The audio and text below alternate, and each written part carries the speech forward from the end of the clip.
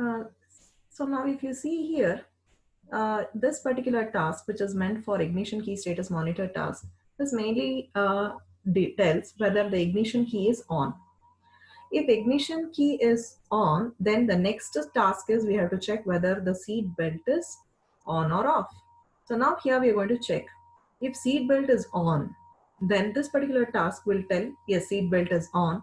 And then what it will do, it will switch over the control to another task, to alarm control task. So since the seat belt is on, what is happening? It will set the seat belt on, and then what it does, it will, since since the seat belt is on, it will come to this point. Seat belt is on, it will stop the alarm. So there is no need to alarm now. So it is in the, initially it is in the on state.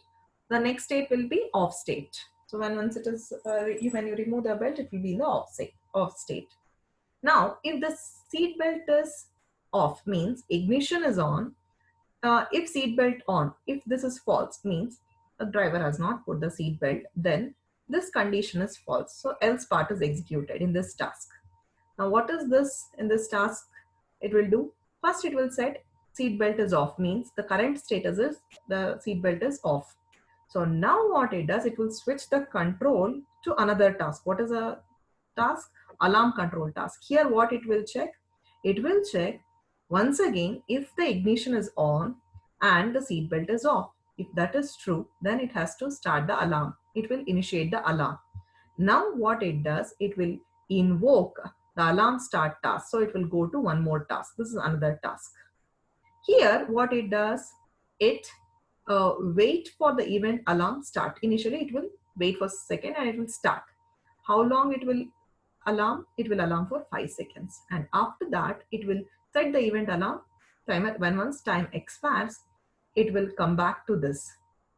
So in this particular state, when it will come, when once the alarm timer expires, or the ignition is off, or seat belt is on.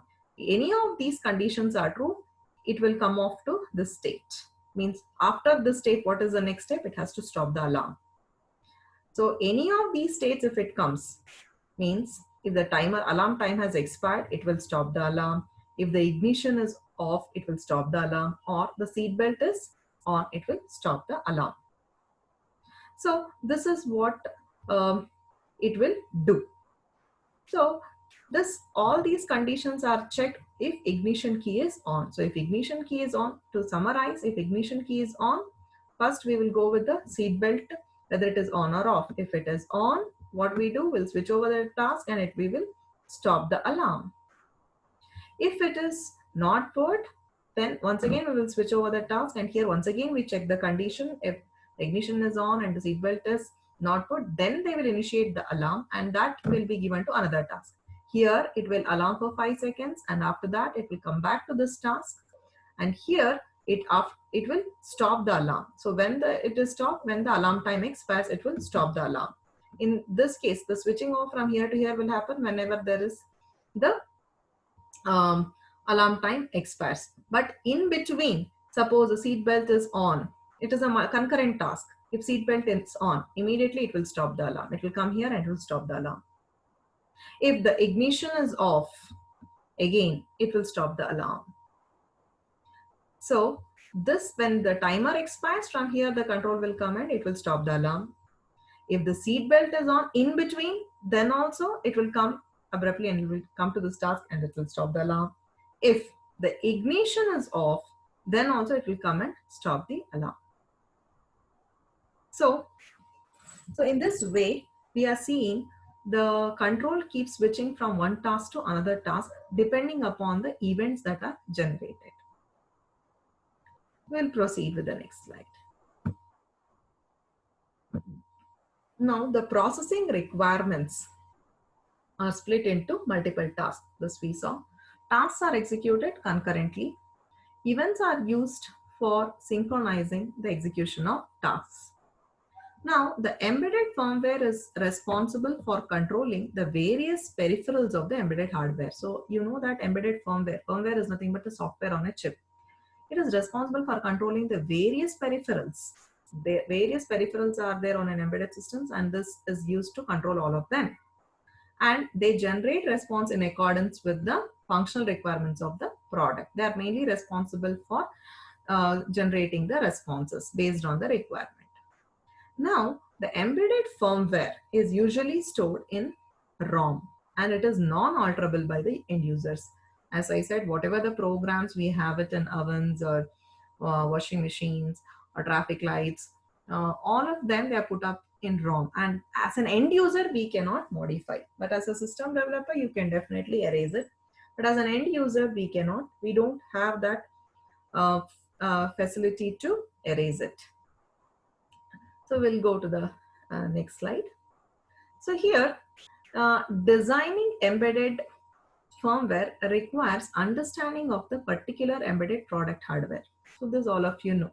If you want to design any software for any hardware, you should have a proper understanding of the embedded product, like the component interfacing. What are the interfaces you want? And memory map details, how much of memory you require for that particular embedded applications. If you take a traffic lights, it is hardly few lines of code.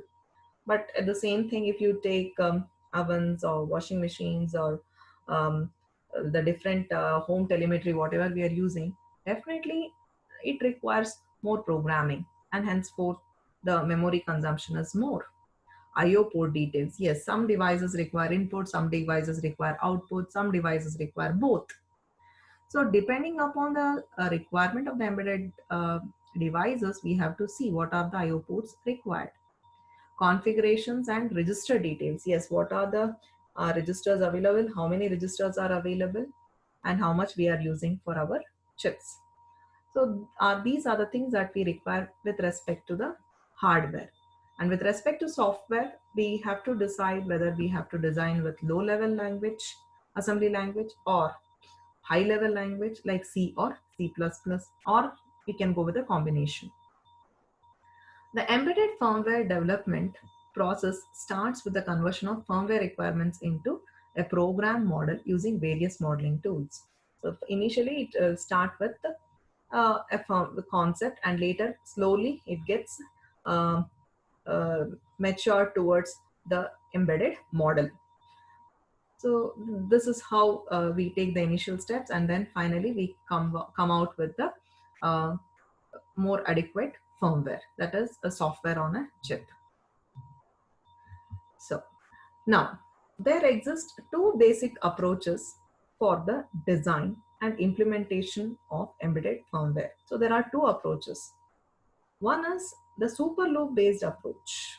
So any embedded firmware can have two approaches. One is the super loop based approach, and the other one is the embedded operating system approach.